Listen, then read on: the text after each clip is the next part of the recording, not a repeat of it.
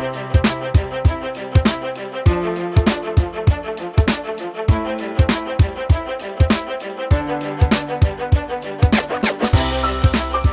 to The Rally. This podcast includes commentary and conversations about issues relevant to clinical psychology. It is intended to educate, entertain, and enlighten, and is not a substitute for actual mental health treatment. Individuals who share personally here choose willingly to tell their stories to benefit you, the listener. All other references to clinical situations are altered or limited to protect confidentiality. For more specific questions or help with a personal situation, please consult a local mental health professional.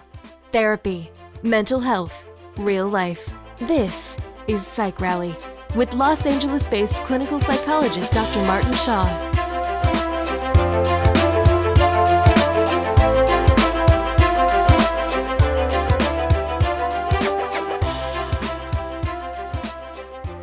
Okay, welcome to episode 2 of Psych Rally, which is being brought to you by the Institute for Girls Development, a psychological corporation based in Pasadena, California, dedicated to empowering girls, women, families, and their circles of community through educational workshops, professional trainings, as well as a wide range of therapeutic services.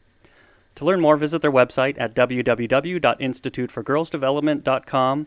That's instituteforgirlsdevelopment.com. You can also check out the show notes for episode 2 on the Psych Rally website. Okay, so a funny thing happened to me a few days ago that I sort of lost my voice and it got a little bit hoarse, but I'm back up to 70% by now. And so here to help me pick up the slack is my good friend and longtime colleague, Dr. Jeanette Lance. Glad to be here. Thank you for joining me. No, my pleasure. So I'll give my quick intro about you, and you help me fill in the gaps.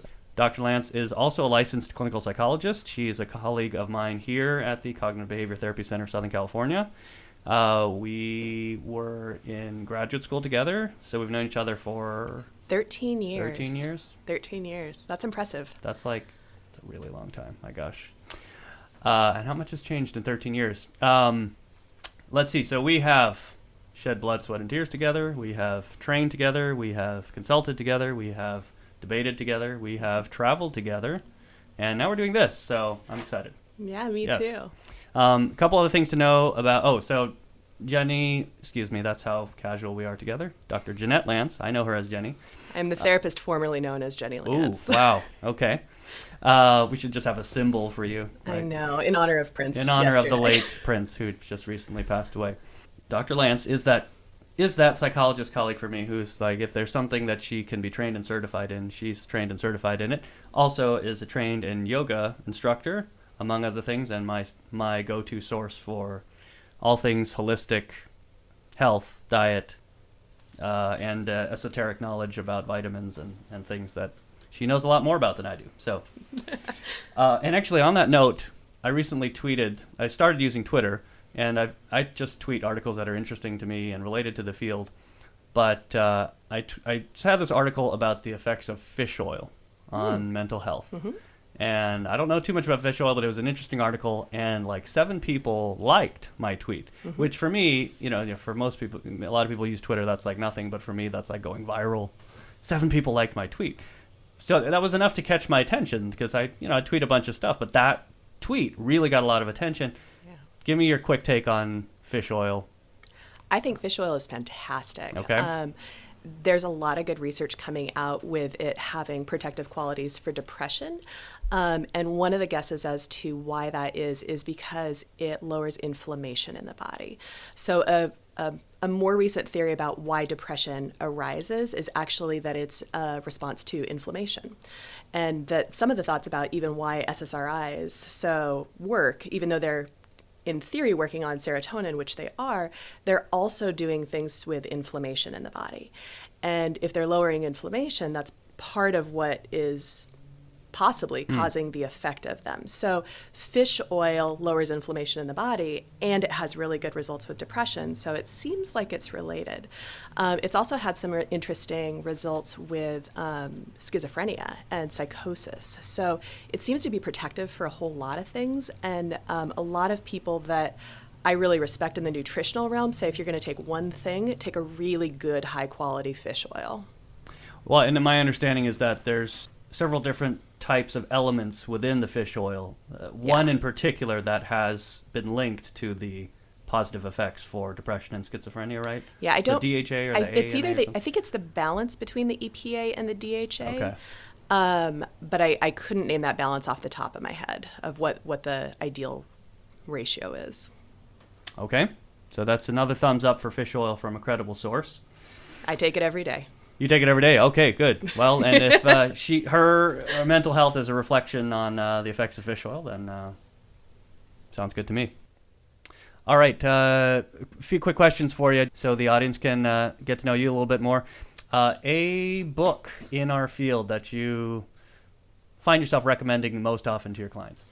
Okay, so I'm torn between two, which I will try to be really brief about both of these. Indecisiveness, I know. It's the both and. Yes, right. So the one I recommend probably the most often is Russ Harris's Reality Slap. It's a book that comes out of acceptance and commitment therapy, which is, pertinent to our talk today, CBT plus also a lot of mindfulness. Good stuff. I like it. And what I like about it is basically he says, life hurts, bad stuff happens. And in the midst of that, how do we move forward creating a life that is consistent with our values, or creating a life that is full and meaningful, even when anxiety comes along, even when sadness comes along. So it's not about get rid of all the unpleasant things in life, because good luck, right? I haven't been able to do that. I mean, I don't know if you've been able to do that yet. I've had my moments, but in general, which is why I strive to be like you. Oh, wow. Jeez, that's high praise. It is. I don't know if I can accept that.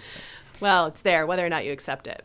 But most of us have to deal with discomfort in our thoughts, feelings, and events that happen to us. Of course. And so rather than doing what most people do is saying, well, I'll work on my values and goals when those go away, when it's all comfortable, he says, no. Let's work on values and goals, even with bringing those things along, and you get this really full, rich life.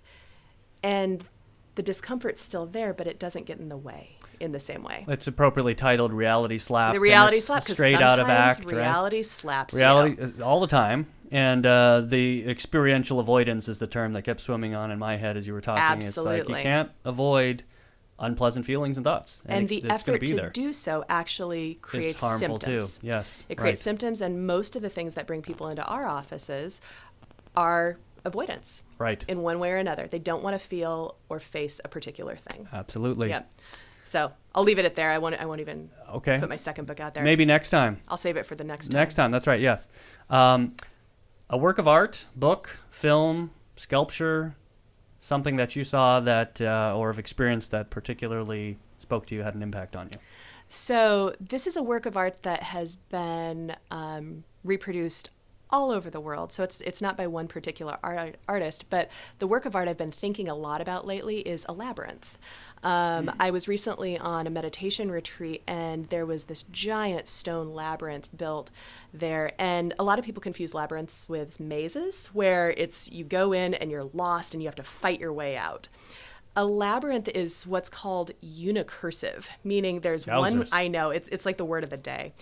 There's one way in and one way out. And what it is it's symbolic for our kind of personal journey, that to walk this path inward, we walk this windy path, but we're never actually lost. And there's one path in, and sometimes they say about labyrinths, the way in is the way out, which kind of goes to our experience, like how do we get out of all this struggle and suffering? Well, in some ways we got to go in. And what I like about walking labyrinths is that the point right before you get to the center, you actually think you're the farthest away from it. So our perception of where we're at in the process can be really distorted, but there's a really deep trusting of the process. That's really cool. It's been a while, but for me, I don't know if you've read Jorge Luis Borges. He's out of Argentina. I've not. I was a Spanish major, and that was a big author that we read, and he's big on magic realism. And The Labyrinth, you should check him out, Nara, is one of the sort of images or metaphors that shows up pervasively throughout his writings and poetry. So nice. It's big in the Christian mystical tradition, and in a lot of cathedrals in Europe as well, because it was used as spiritual practice. I see. Yeah. Okay, cool. Is there an experience, a personal event or transition in your life that really taught you an important life lesson, or something you'd be willing to share more personally about? Yeah. And this goes back to you and I have known each other 13 years, and this happened 13 years ago. So my first week of graduate courses, when we moved down to Southern California, I ruptured a disc in my back and was in excruciating pain, couldn't walk for a while. And also, through my poor planning and being in my early 20s, was the first time in my life I didn't have health insurance. So Well, you were invincible at that time. I was Who needs health insurance, until I right? suddenly wasn't. Was it a car accident? Or No. And this is what everyone asks. They say, surely there must be a reason, right? Because we kind of like to think that nothing bad will happen to us unless there's a really bad thing that happens. Okay.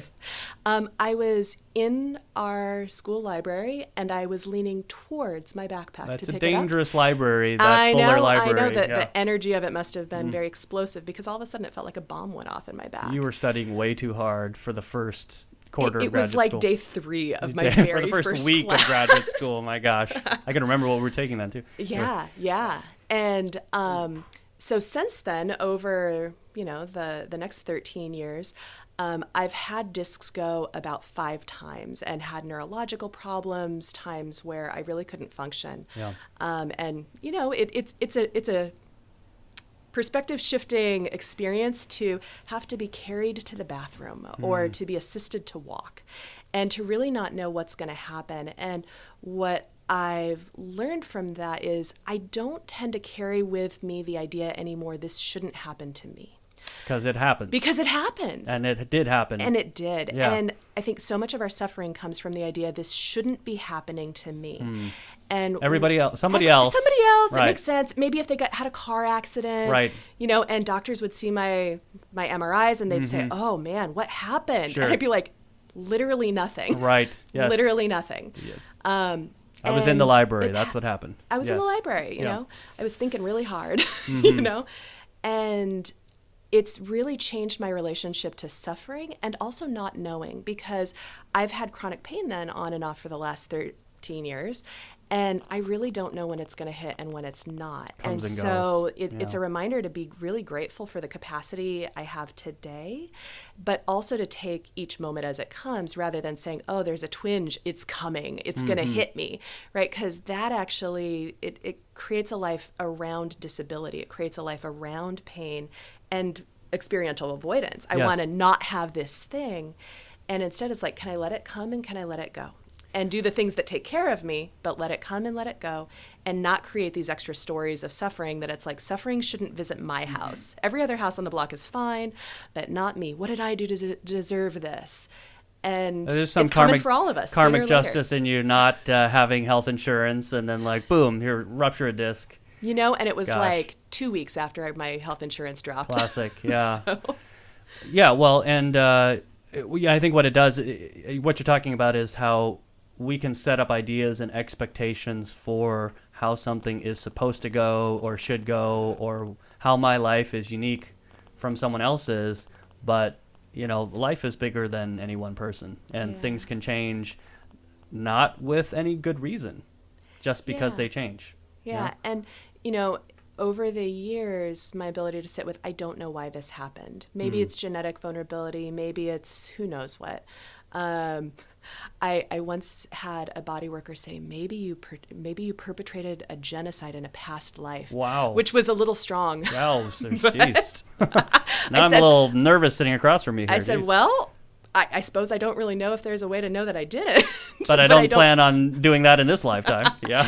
But everybody wants to have a reason. Yeah. Everybody wants to have a reason why it comes. And fundamentally, a lot of times in life, we just don't know. But then can we meet it?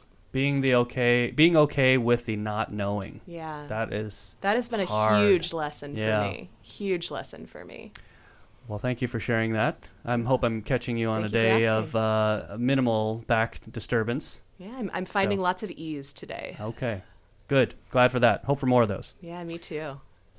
We're going to talk about mindfulness today, which is a word, a concept, a practice that you and I both believe highly in and integrate into our work with our clients a lot, but also have different experiences and knowledge of, and kind of come at from some different angles. And so, some things came up recently that we're going to talk about that we thought would be interesting to kind of kick back and forth. Now, I will say this, being on an opposite side of an issue from my good friend Jenny here is a little intimidating, because she's very knowledgeable, especially on this subject, and very persuasive. So it's kind of like challenging Bobby Fischer to a game of chess. But I'm going to hold my own here. I might make a fool of myself. We can be mindful about it. Thank you. Okay, good. By the way, I recently read this interesting article. Mindfulness has become a really big thing in the last 5, 10, 15 years especially, yeah. I read this article that's like, has mindfulness just gotten out of hand? Has it become just this cool thing? And now it's integrated into technology. There was this article by Celia Walden about how she was in a park in London or somewhere in the UK, and there she saw some guy sitting on a park bench, looking at his mindfulness app. And on the app were pictures of this guy. The guy was in a park. He didn't have to look at his phone to look at a picture of this guy. So it was just this, this irony of like, my gosh, how are... Yeah, will we be sitting in beautiful nature, looking at our phones, reminding us to being reminded think about of the beautiful nature? Yeah, yeah. and that's there's something. irony in that. There's irony. There's humor. It's kind of sad, but yeah. Well, anyways. Yeah, many doorways in, many doorways. Many doorways back into the self. So you and I are both on the listserv on an email chain, and this is kind of where we had a conversation. That'd be interesting to record it and get some other feedback on it. And this was, from my recollection, we won't mention the names or anything, but this was a very seasoned and experienced psychologist, a very well trained and experienced practitioner of mindfulness meditation, and specifically mindfulness-based cognitive therapy. Yeah, so he was trained as, I believe, a Zen practitioner and also a Zen teacher, so for Zen meditation, but then he was trained in MBCT, mindfulness-based cognitive therapy, and had been practicing that for a number of years as well. Okay. I took a little segment out of an email that we both read, and we kind of went back and forth on it. And so here's a little snippet of that. He says... that I would strongly recommend that clinicians who use MBCT or mindfulness-based cognitive therapy have their own meditation practice and meet frequently with a meditation teacher to improve their mindful meditation skills.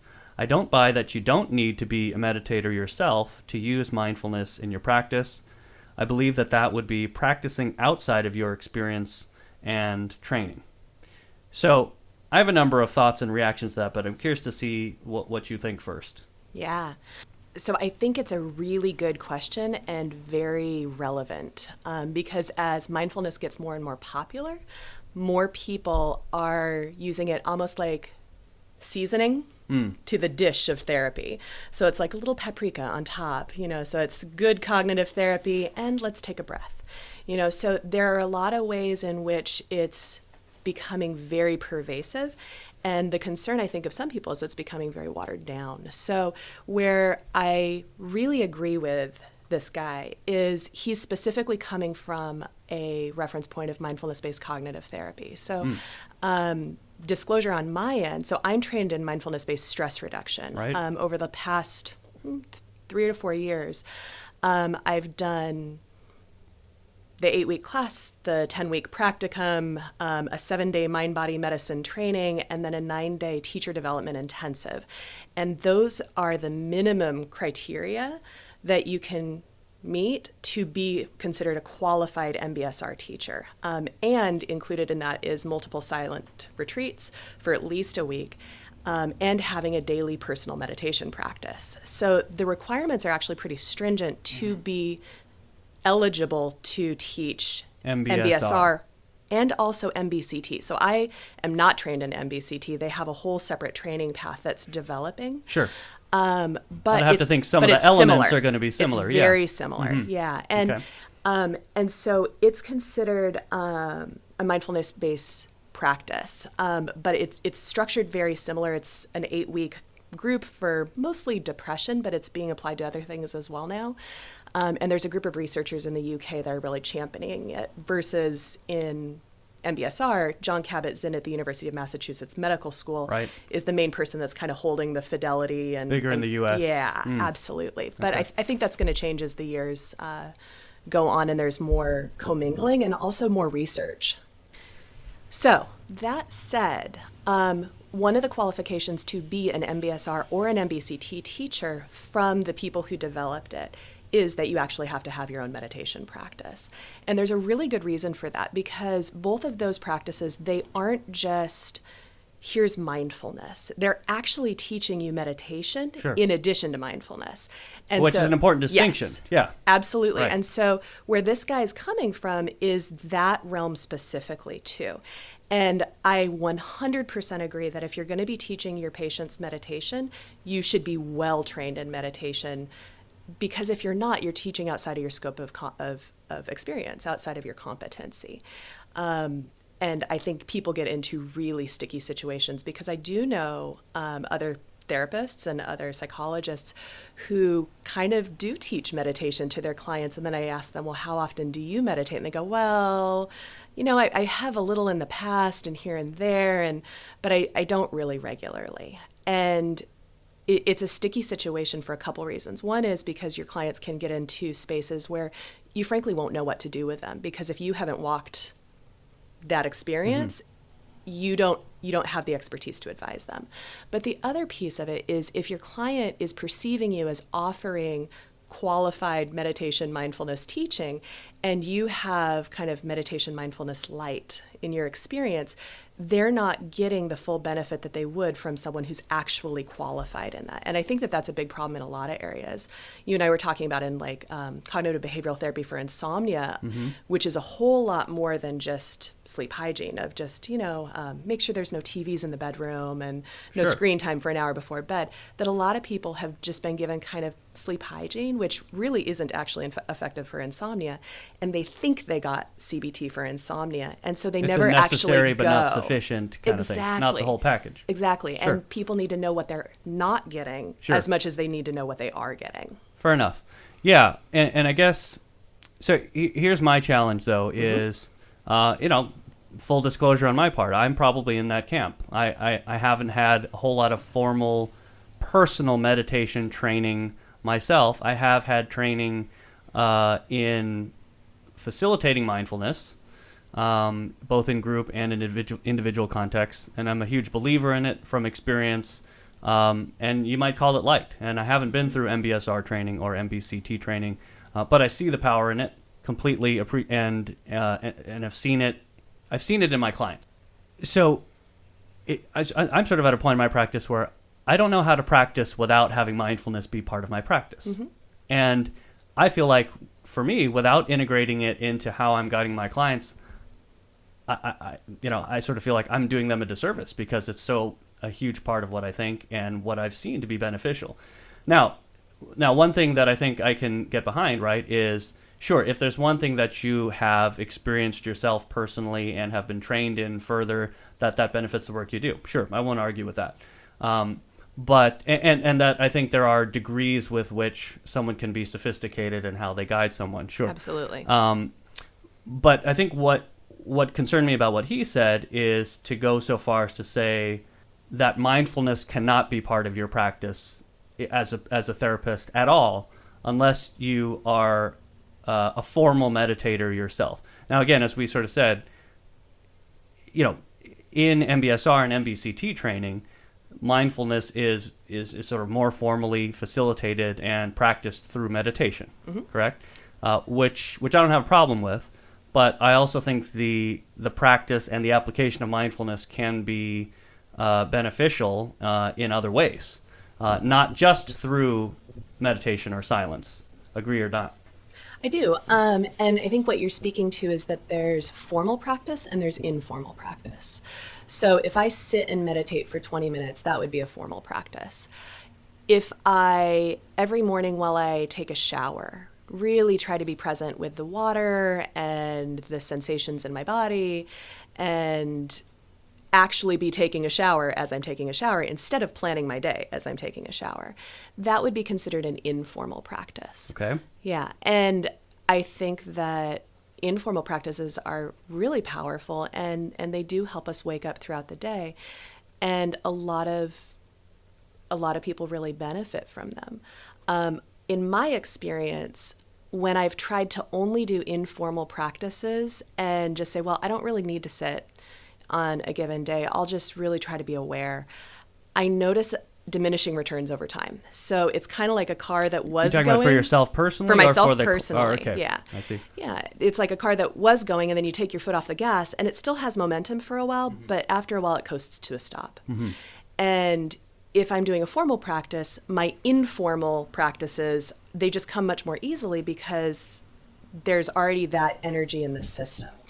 So it's a curious question to me of how much of a difference can only having an informal practice make. I think it can have a difference, but I do also think there's a dose response curve of the more intentionally you build in some sort of formal practice, the bigger the response you're going to get. Okay, so that's a little bit different, though, from what at least I hear him saying, which is he makes it sound like there's black or white. There's an all or nothing. You're either a meditator or you're not. But so my question is how... I would disagree with that. Okay, because like if you... I mean, I do meditate. Yeah. But probably in the camp of someone who has been formally trained with MBSR or... goes to a regular class or on regular retreats, maybe my meditation doesn't count. If it's not every day, if it's not, you're just not as good as yeah. the rest of us, Is it? So how do you measure whether someone's meditating? Is it frequency? Is it duration? Is it how long they've done it in their life? You know what I mean? At one point, are you meditator or are you not? You know what I mean? Yeah. To me, that feels like there's got to be some level of there's a spectrum. Absolutely. Yeah. Absolutely. But then that's what kind of got me hung up on his quote is, when is it outside the scope of your practice complete? Like are you doing danger by bringing it into your practice? Because that's what he said. He says it's outside of the scope, and the implication is you shouldn't. I don't know. You shouldn't be talking about it, or shouldn't be. Yeah. I don't know if I read too much into it. So the vast majority of his email is about MBCT. And I think the majority of his comments are about that. But I did definitely notice that sentence that if you aren't a meditator, you are acting outside of the scope of your experience and expertise to be teaching mindfulness. I think it's unrealistic to think that people aren't going to teach mindfulness who don't have a meditation practice. But at the same time, I don't have a black and white idea of who's a meditator and who's not. Because absolutely there are people who sit for an hour a day, every day, come hail, sleet, sure, rain, sunshine, whatever. They're sitting. There are people who sit for 20 minutes a day. There are people who sit for 10. And then there are people who sit a couple times a week for 10 to 15 minutes. And then there are people who sat a couple times last year. And there's a whole spectrum It's where not people one size go fits in all. and out. Absolutely. Yeah. How could it be? Yeah. And so then I guess the question is, how are we then ethical and transparent in what we're presenting to our clients? So without me having to say, okay, I sit this long, this many days a week, although if my clients ask me, I actually do disclose that because I feel like I'm on the path as well, and me doing things that are in line with good mental health is a healthy model, sure, if it's appropriate to share with them. But I generally do disclose if they ask. Where I think people run into trouble is where they start saying that they're giving more than they actually are, where they're giving some grounding techniques and calling it meditation, where they're giving, just, a little bit of breath training and saying this is all there is. And what it reminds me of is when people call us asking for cognitive behavioral therapy, and people will say, oh, yeah, I met with this other therapist and they did CBT too. And I asked, well, what does that look like? And basically it looked like that the therapist acknowledged that people have thoughts and they also have behaviors, right, but they weren't actually doing cognitive behavioral therapy. So there's a lot of spaces where you can call something a particular thing without it actually being the particular thing. So that's fair. I mean, if it's about what you're marketing or advertising you're doing, then at least for me, I try to err conservatively there. But at the same time, if someone out there who isn't formally trained, this is a side example, who isn't formally trained with cognitive behavior therapy integrates aspects of cognitive behavior therapy into their work with clients in a helpful way, Great. I'm okay with that. More power to him. I'm okay with that. So I don't read that into this quote. I feel a little bit more of exclusionism, if that's a word. And you bring up a good point too, right? Is you're trained with MBSR, and this gentleman's coming from MBCT, that there's also a difference between talking about mindfulness or even having a mindfulness-focused practice and saying that you're teaching MBSR or MBCT, because there is a proprietary component to this, a proprietary component. So, to it. I got to be, fully honest. There was a part of me that's just like, is there a little bit of like, hey, don't tread on our turf. This is kind of my thing. And I'll be honest.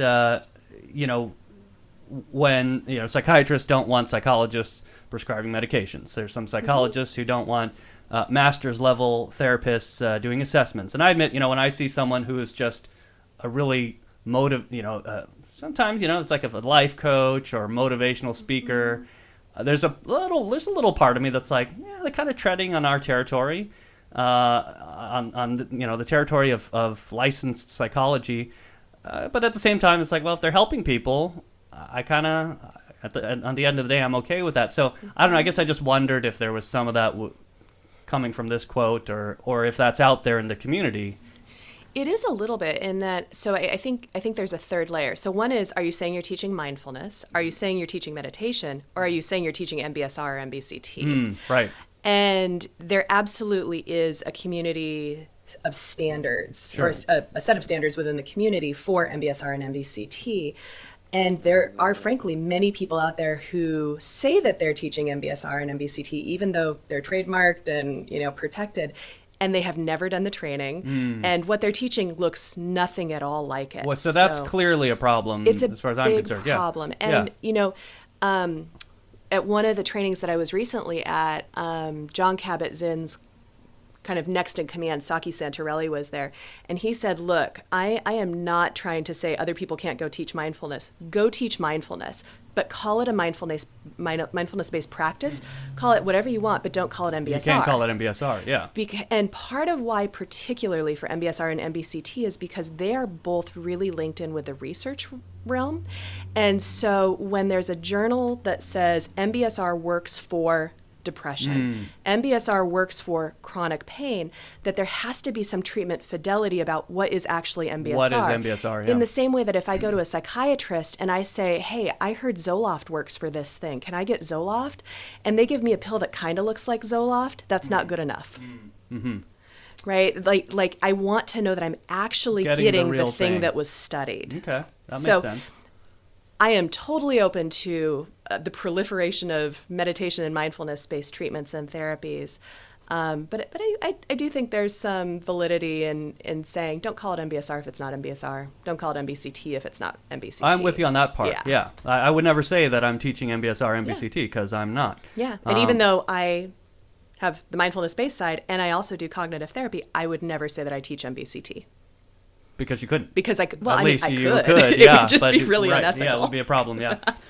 And it's an interesting thing because, and this is sort of parlaying into the next thing I wanted to talk about, and this is another interesting story that came up recently on the topic, which is that, mindfulness kind of, I sort of think of it as at least the way that it's being brought into Western applications and medicine in general. It's sort of like, John Kabat-Zinn, Thich Nhat Hanh, a lot of these guys are sort of taking something out of a more traditionally Eastern context or Buddhist context, and but finding something good in it that has applications in Western medicine and psychology. Absolutely. So it sort of has that connotation for some people. They hear meditation and it's like, oh, funky, new agey, not grounded in anything, it's up in the air, frou-frou.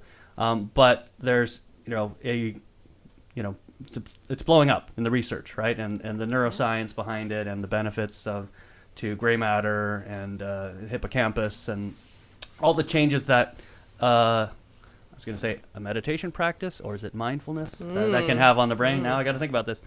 So earlier this year there was a story that I came across out of the Cape Cod area in Massachusetts, in the Dennis Yarmouth Regional School District or whatever. It's probably Dennis Yarmouth out there, where a committee member named Michelle LaRoe Conover approached, it sounds like the district, with a concern over a program out there called Calmer Choice. And my understanding of it is that Calmer Choice was offering a mindfulness type training to students in the district, and several of the schools within the district had taken it on and offered it to their students. And it had taken off. A lot of students and a lot of families really liked it. There was some sort of like, what is this? Some skepticism, but a lot of people saw some benefit on it and came around. But this woman and some other people raised a concern because the idea is that mindfulness is based in Buddhism, and that violates laws regarding separation of church and state and shouldn't be offered in school. And the second claim was that that the mindfulness training being offered at these schools lacked adequate research supporting its use specifically with children. It's sort of the legal representation that this person had was with a Christian group called the National Center for Law and Policy. So there adds another wrinkle to this. It's Christian legal representation. And they have an interesting history as well. Okay, yeah. And they even made it a point to say, well, John Kabat-Zinn and MBSR and all that. Well, and even that gets interesting, that he's, I guess, he's a member of the board of directors for Calmer Choice, and they had a problem with that. So which is fascinating in all kinds of ways, because John Kabat-Zinn in some ways is one of the most well-known proponents of really non-sectarian meditation. Right. And whereas a lot of these other meditation and mindfulness programs and practices, they have been kind of developed outside the realms of academia. For the last 30 years, MBSR and John Kabat-Zinn, they've been straight in the heart of the University of Massachusetts Medical School. All their studies go through IRBs. It's research, it's secular, it is not... very within the mainstream, very within science research, supported by the medical community and empirical evidence. He doesn't dress like a monk. Not at all. He's not a monk. He's not a monk, yeah. Which would be more concerning if he dressed like a monk while not being a monk, I suppose. A number of the things would be very strange. Yeah, that's right. So here's a quote from the legal counsel Broyles with the Christian group National Center for Law and Policy, that my client has rendered the citizens of Cape Cod and our nation a great service by courageously exposing the truth about Dr. John Kabat-Zinn and MBSR's Buddhist agenda.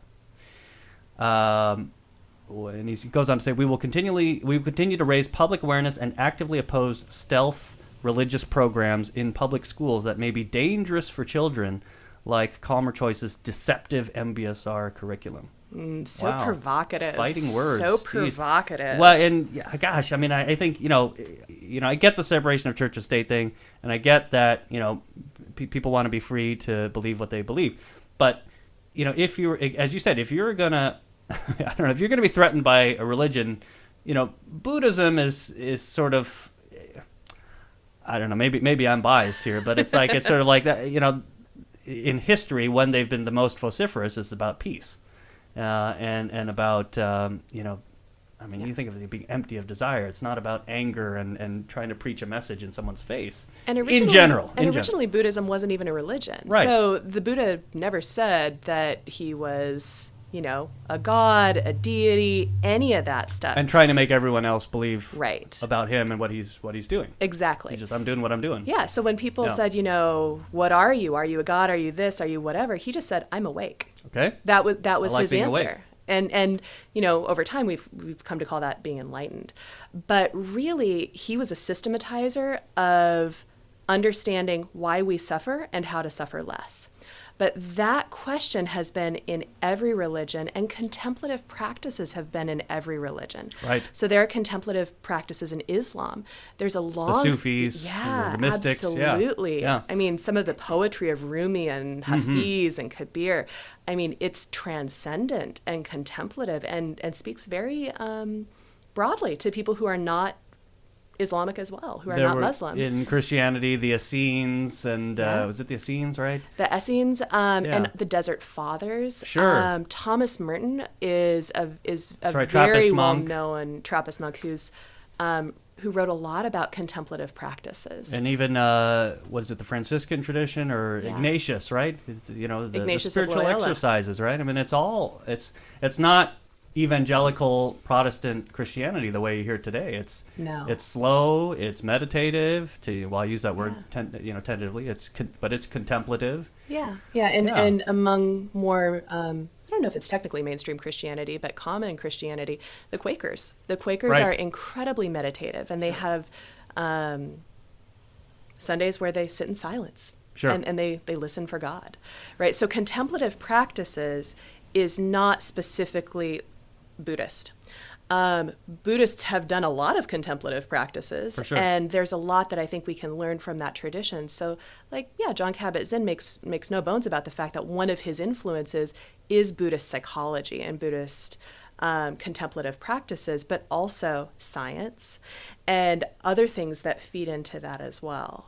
So what do you think's going on for this, this individual or this group of folks that kind of raised a stink about it back in Cape Cod? Well, so the legal organization that brought that up, they brought up a lawsuit a few years ago in, I think, Encinitas, about Here in Southern California. Here in Southern California, just outside of San Diego. They are California-based, is my understanding. I believe so, yeah. That's right, yeah.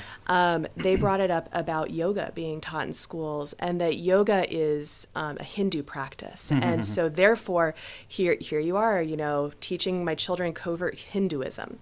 That's kind of funny because living in LA, I sort of think of yoga as like a Jewish practice, but that's maybe just the modern interpretation. Man, in LA, if you don't have the $90 pants, can you really claim you're a yogi? If Lululemon isn't your sponsor? I mean, so to go back, I do yoga doing YouTube videos, but I don't call myself a yogi. Anyway, so back to the point, right? Yeah. So, I kind of feel like this, and I don't know more than that about the legal representation of this person, but I do feel like they're a group of people trying to pick a fight. And so they're kind of going around saying, okay, where could we possibly argue that we're being infringed upon by another religion? And it kind of reminds me of at Christmas how there are Christians that I know who feel persecuted if someone says happy holidays to them. Ooh. Season's greetings. Season's you greeting. Can't say that. Oh gosh, gotta be more specific. It doesn't acknowledge the sweet baby Jesus, and it's got to be the baby. The baby Jesus. Always the baby. I really feel spoken to by the baby Jesus. Well, Christmas, it's Jesus' birthday, and all that. Okay, fair enough. Maybe. Yeah. So, it may or may not be about that, but it strikes a little similar of a chord in my mind of okay, are you looking for a problem where maybe none exists? Sure.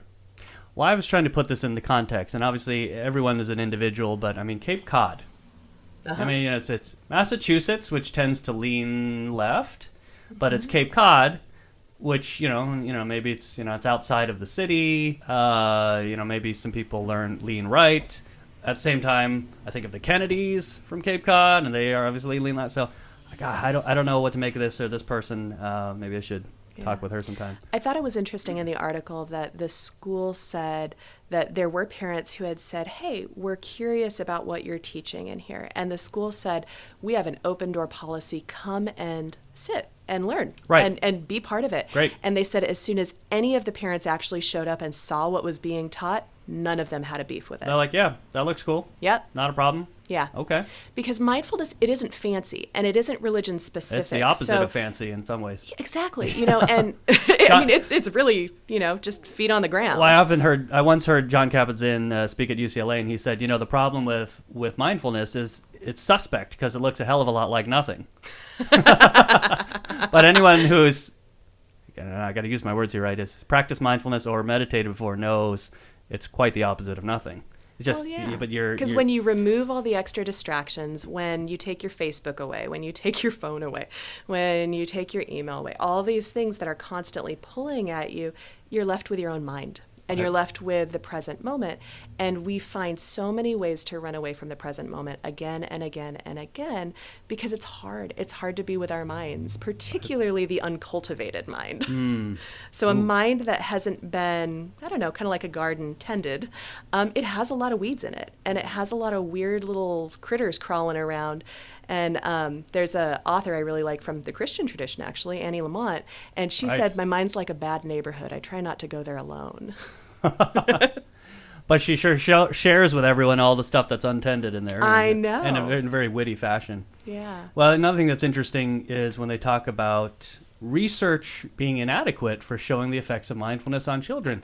That's news to me because I've read article after article after study about mindfulness effects on the developing brain. And by the way, I mean, I think Australia has been a real sort of pioneer, and maybe even the UK, of mindfulness classes being integrated into the classroom, not just offered from an external group to a district. Absolutely. So the UK is taking huge leadership in this. And even they now have recognized how much benefit there is for health in general, and they're integrating it into their healthcare system for kids, teens, adults. Just like in the US, insurance companies will say, okay, well, is there evidence to cover this treatment? In the UK, they're saying, yep, absolutely. So if you're Christian and you have a kid in a district over there and you want to pick a fight, that's not the place for you. You're picking a fight with the whole country. Yeah. At that point. Okay. And you're picking a fight with a lot of science. Yeah. So I can absolutely understand parents, right, and belief to say, I don't want my kids to be taught Buddhism or to be indoctrinated in Buddhism. Sure. That's a whole different thing. Yes. Yeah. But if mindfulness is, as Jon Kabat-Zinn would say, paying attention in a particular way, the present moment, non-judgmentally. Without judgment. That's it. How is that? Period. There's Period. nothing. And I can doesn't do have to that be Buddhist being about that, right? a Christian. I could do it being agnostic. I could do it being atheist. A huge proponent of mindfulness meditation here in LA is Dan Siegel over at UCLA. Right. And he does so much research on it and has written a bunch of books. Sure. And he's atheist from what he's shared in conferences that I've been at. Okay. Yeah, it's just good science. It's just good science. It's good living. It's just good science. Right. Yep. So it doesn't have to be tied to any particular tradition, let alone one that's threatening someone else's worldview. That's where I fall on it. Yeah. I do think as humans we get a little nervous about things that are new and are a little outside of our comfort zone. That has been shown throughout history. Indeed. Yeah. The start of many a conflict. Sure. Anything else quick to add? I think I'm just really curious what's going to happen as mindfulness gets more popular, and the ways that might help, but also the ways that might, just have some interesting things that arise out of it being a little bit of a pop psychology phenomenon right now. There's a researcher at University of Massachusetts Medical School, Judson Brewer, and he's now connected with the whole MBSR group. And he said, we're actually going to find out what we really know about mindfulness once this phase of it being super popular actually passes. You can see what actually endures with a society over time, yeah? Yeah, so I think it's fascinating. I'm so glad that more people are being exposed to it. But it's so interesting to me what's gonna become of it, because it's booming right now. But then what comes after? Right? What sustains, what lasts, what does research bear out, and what kind of falls to the wayside is, well, that was interesting. Well, and I'm curious to see, with the next generation in particular, I mean, we're sort of feel like kind of sandwiched. We didn't grow up with cell phones and Twitter and sure did not. And even the internet, really. Not in any way that we know it now, but for... No, I had an Atari. It was the best ever. Oh, my gosh. There was before Atari. What was there? Cutting edge technology. Fairchild. You ever heard of Fairchild? Ooh, my mom that had might have one. been before me. My gosh. Well, it was before me too. But right, I mean, these kids nowadays, that's all they're going to know. They're never going to know an era without cell phones, without social media, without Twitter, without instant gratification. But all that, even if they're valuable tools, it changes the brain. It changes the lifestyle. It changes the pace with which we're used to processing and gathering information, and it changes our inherent tendency to connect with ourselves in the present moment in a mindful way. Yeah. So, to me, it makes sense. I mean, mindfulness is booming now because, a lot of us are adjusting to a new world, but some of these kids are just growing up in that world. So I'll be interested to see the ways that interacts with the next generations. Yeah, you and I had to actually deal with being bored as kids and not having a quick solution to that. Right. Yeah. I wrestle with that literally every morning because my very young son, he comes in, he says, I want to watch trains on your iPad. And sometimes I've let him do it just because I don't want to go through a fight or I'm too tired and I need to get ready for the day. But, recently he's been better about it. But sometimes I just try to tell him, it's not the best thing for you to always get what you want, but, always to be watching too much stuff on the media. And but I'm trying to tell him, being bored is a good thing. Yeah. Or being okay being bored and creativity comes right out of and seeing being what bored. you do with it. Yeah. So yeah. I mean, I don't like being bored myself, but at the same time I have to think back and it's like, you know what? That's kind of, I mean, what did people do before? What did the cavemen do? I mean, my gosh. They drew paintings and they looked at the sky. They hunted and gathered and they were connected to the land. Fire. Yeah. Was that so bad? I mean, yeah. I don't. I mean, I remember when I was a kid, I was complaining to my brother, who's 3 years older than I, and I said, I'm bored. And he thought he was going to zing me really good. And he goes, well, why would you be ever bored if you can think? But I remember going, that's a really good point. How Descartesian or whatever. Cartesian. I know. I think our 8 and 11-year-old little selves had an existential philosophers moment. Up there. My gosh. Well, and he was trying to say, well, clearly you can't think, and that's why you're bored. I see. So being the older brother that he was. You put a good spin on it, I guess. You gave him the benefit of the doubt. But it stuck with me, and I was like, that's a really good point. I guess I don't. I guess I can think. So. Wow. I know. Dr. Jeanette Lance, always a pleasure. Thank you for your time. Dr. Martin Hsia, delightful as always. Oh, great. And that's my good friend, clinical psychologist, Dr. Jeanette Lance. You can read more about her professional background at www.cbtsocal.com. Whew, how'd I do? Did I stand my ground okay? What do you all think? Mindfulness. You threatened? Is there a dangerous agenda in there somewhere? I'd love to hear from all sides on this. Should it be reserved for therapists with formal meditation training? Tweet me your thoughts at Psych Rally. Send me an email. Check out the shorter clips on YouTube. Next up in episode 3, you're going to hear a really raw and personal account from John, a friend of mine who flirted with danger, almost death, and fortunately came out the other side. So check it out, episode 3 of Psych Rally. Thanks for listening. I'm going to go get me some fish oil.